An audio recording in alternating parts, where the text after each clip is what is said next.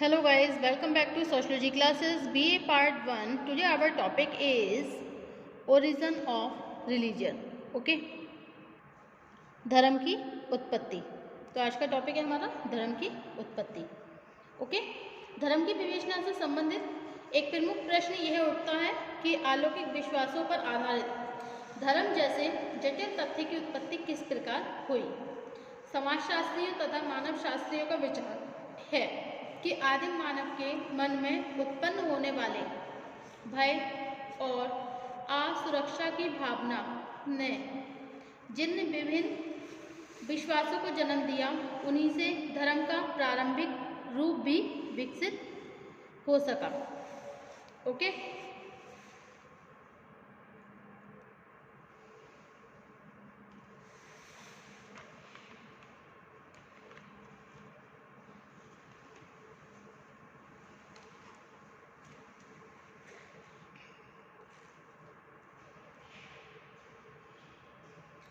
सामाजिक घटनाओं के आरंभिक समय से लेकर आज तक विभिन्न विद्वान धर्म की विवेचना करते रहे हैं. इसके बाद भी धर्म की व्याख्या करना एक सरल कार्य नहीं है. इसका कारण यह है कि एक और कुछ विद्वान धर्म को मानव समाज की सबसे मुख्य आवश्यकता के रूप में स्वीकार करते हैं, जबकि मार्क्स और अनेक दूसरे विद्वान यह मान लेते हैं कि धर्म एक विनाशकारी शक्ति है जो मस्तिष्क को धोखा देती है और अज्ञान को बढ़ाती है तथा प्रगति के मार्ग में बाधाएं उत्पन्न करती है. ओके? इस दशा में आवश्यक है कि समाजशास्त्रीय आधार पर धर्म की प्रकृति को स्पष्ट किया जाए तथा एक सामाजिक संस्था के रूप में इसकी भूमिका को समझा जाए. ओके? समाजशास्त्र में धर्म की विवेचना अनेक विद्वानों ने की है. इनमें Comte, Tyler, Fraser, Durkheim, weber, Parsons तथा मेरियट कुछ प्रमुख विद्वान हैं. इन विद्वानों ने भिन्न भिन्न दृष्टिकोण से धर्म की विवेचना की है, लेकिन एक निष्कर्ष के रूप में सभी ने इस तथ्य को स्पष्ट किया कि धर्म अनेक विश्वासों और आचरणों की वह संगठित व्यवस्था है जिसका संबंध कुछ अलौकिक विश्वासों तथा पवित्रता की भावना से होता है. ओके? कुछ प्रमुख परिभाषाओं के संदर्भ में धर्म की इस प्रकृति को निम्नलिखित रूप से समझा जा सकता है. अकॉर्डिंग टू जेम्स फ्रेजर के अनुसार धर्म से मेरा तात्पर्य मनुष्य से श्रेष्ठ उन शक्तियों की संतुष्टि अथवा आराधना करना है जिनके बारे में व्यक्तियों को यह विश्वास है कि वह प्रकृति और मानव जीवन को नियंत्रित करती है तथा उन्हें मार्ग दिखाती है. ओके? धर्म की विवेचना से संबंधित एक प्रश्न यह भी उठता है कि अलौकिक विश्वासों पर आधारित जैसे जटिल तथ्य की उत्पत्ति किस प्रकार हुई. समाजशास्त्रियों तथा मानव शास्त्रियों का विचार है कि आदिम मानव के मन में उत्पन्न होने वाले भय और असुरक्षा की भावना से जिन भिन्न विश्वासों को जन्म दिया, उन्हीं से धर्म का प्रारंभिक रूप शुरू हो सका. वास्तव में आदिम मनुष्य का जीवन अनेक प्रकार की अनिश्चितताओं से भरा हुआ था. उसे प्रतिदिन के जीवन में अनेक प्राकृतिक विपत्तियों का सामना करना पड़ता था. उसके सामने जन्म, मृत्यु, अकाल, वर्षा, तूफान, महामारी, स्वप्न आदि अनेक ऐसी जिज्ञासाएं थीं जो उसके लिए एक रहस्य था.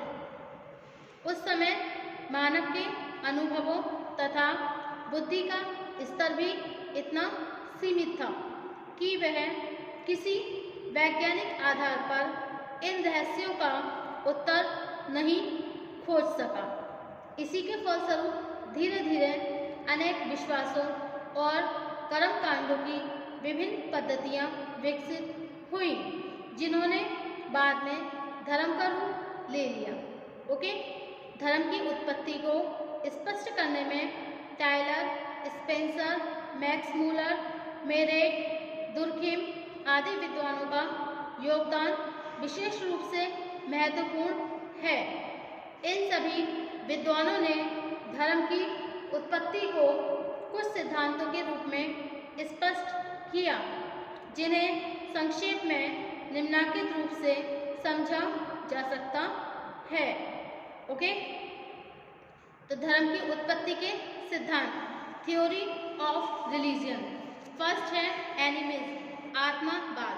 सेकंड है फ्रेजर का सिद्धांत, theory of Frazer. And third प्रकृतिवाद, नेचुरलिज्म। एंड फोर्थ धर्म का सामाजिक सिद्धांत, social theory of religion. Okay, तो नंबर 1 है हमारा आत्मावाद। एडवर्ड टेलर ने सर्वप्रथम यह स्पष्ट किया कि धर्म की उत्पत्ति का मूल कारण आदिम मानव द्वारा पूर्वजों की आत्माओं में विश्वास करना है। आदिम मानव को आत्मा का आभास किस तरह हुआ?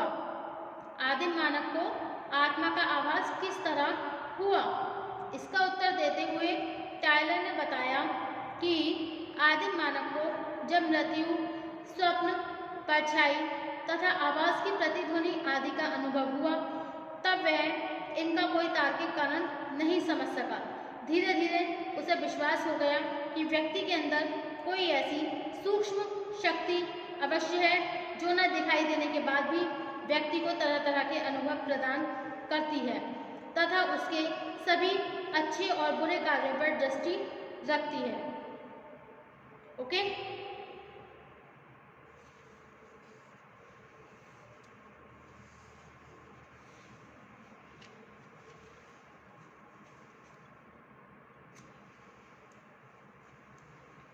अब नेक्स्ट टॉपिक है आपका प्रकृतिवाद, नेचुरलिज्म।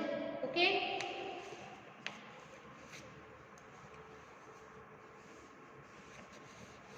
मैक्स मूलर ने प्राकृतिक शक्तियों के प्रति भय तथा श्रद्धा की भावना के आधार पर धर्म की उत्पत्ति को स्पष्ट किया।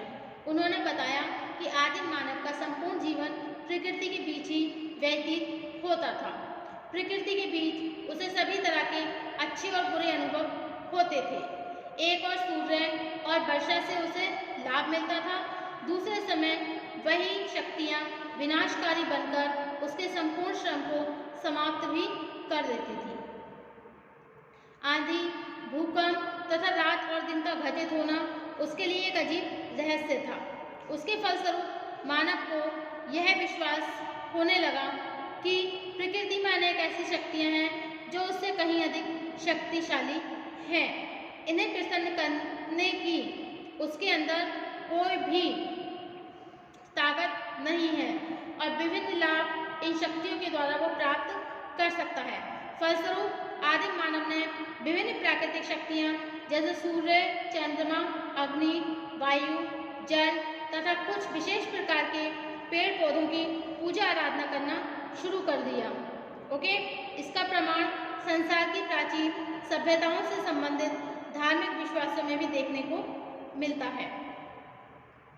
उदाहरण के लिए मिस्र, इजिप्ट की संस्कृति में रा अर्थात सूर्य को सबसे बड़ा देवता माना जाता है। इसी प्रकार भारत की पौराणिक गाथाओं में भी प्राकृतिक शक्तियों की पूजा आराधना को विशेष महत्व दिया जाता है। ओके, अब नेक्स्ट है आपका फ्रेजर का सिद्धांत, theory of Fraser. Okay, Fraser ने कुछ विभिन्न रूप से प्रकृतिवाद को ही स्वीकार करते हुए जादू के आधार पर धर्म की उत्पत्ति पर प्रकाश डाला। आपने स्पष्ट किया कि आदिम मानव प्राकृतिक शक्तियों से सदैव भयभीत ही नहीं होता था, अपितु प्राकृतिक शक्तियों पर नियंत्रण स्थापित करने का भी प्रयत्न करता था। फ्रेजर का कथन है कि प्राकृतिक शक्तियों पर नियंत्रण रखने के लिए आदिम मानव ने जिन मंत्रों, अनुष्ठानों और कर्मकांडों को विकसित किया उन्हें ही जादू कहा गया। ओके, अब नेक्स्ट है धर्म का सामाजिक सिद्धांत, social theory of religion. Durkheim ने इस सिद्धांत का प्रतिपादन किया। उन्होंने लिखा है कि टायलर, मैक्स मूलर, फ्रेजर के अनुसार धर्म को आत्मा, प्राकृतिक शक्तियों या जादुई क्रियाओं के आधार पर समझना बहुत ही भ्रमपूर्ण है। अतः धर्म की उत्पत्ति को कुछ व्यक्तिगत और मनोवैज्ञानिक विश्वासों के आधार पर नहीं समझा जा सकता। वास्तव में धर्म पूरी तरह एक सामाजिक तथ्य है, क्योंकि यह एक सामूहिक चेतना को स्पष्ट करता है। इसे स्पष्ट करते हुए उन्होंने बताया कि सामाजिक विकास के बहुत आरंभिक काल से ही व्यक्ति दो चीजों के बीच भेद करते रहे हैं, जिन्हें हम साधारण प्रोफेन तथा पवित्र सेक्रेड कहते हैं। समाज में जिन वस्तुओं अथवा घटनाओं को पवित्र समझा जाता है, उन्हें साधारण घटनाओं से पृथक रखकर उनकी रक्षा की जाती है। इसी प्रयत्न में अनेक विश्वासों, संस्कारों और आचरणों का विकास होता है, जो धर्म का रूप ले लेते हैं। ओके, अब नेक्स्ट है religion, magic and science. Next topic है हमारा रिलीजियन, मैजिक एंड साइंस। समाजशास्त्री, मानवशास्त्री इस तथ्य पर विचार करते रहे हैं कि धर्म की प्रकृति जादू से भिन्न है अथवा धर्म और जादू में कोई मौलिक अंतर नहीं है। इसी तरह दूसरा प्रश्न यह है कि धर्म और विज्ञान के बीच कोई संबंध हो सकता है या नहीं। जहाँ तक पहले प्रश्न के उत्तर का संबंध है, मैक्स वेबर ने अनेक स्थानों पर धार्मिक क्रियाओं तथा जादुई क्रियाओं के बीच कोई स्पष्ट भेद नहीं माना है, क्योंकि दोनों का संबंध कुछ अलौकिक विश्वासों से है। दूसरी ओर फ्रेजर ने धर्म की प्रकृति को जादू से पृथक करते हुए यह स्पष्ट किया कि वास्तविकता यह है कि अनेक सरल और आदिवासी समाजों में धर्म और जादू के तत्व एक दूसरे से इतने मिले जुले हैं कि प्रायः इन दोनों के बीच भेद करना बहुत ही कठिन हो जाता है। इस संबंध में गोल्डन वीजर ने लिखा है कि धर्म और जादू दोनों का आधार कुछ विशेष भावनाएं होती हैं। ओके, दूसरे शब्दों में इन दोनों का उद्देश्य एक अलौकिक शक्ति को प्रसन्न करके उससे इच्छित फल प्राप्त करना है। जिस तरह धर्म पवित्र क्रियाओं को अधिक महत्व देता है, उसी तरह जादुई क्रियाएं करने वाले पुरोहित के लिए भी एक पवित्र जीवन व्यतीत करना आवश्यक होता है। ओके,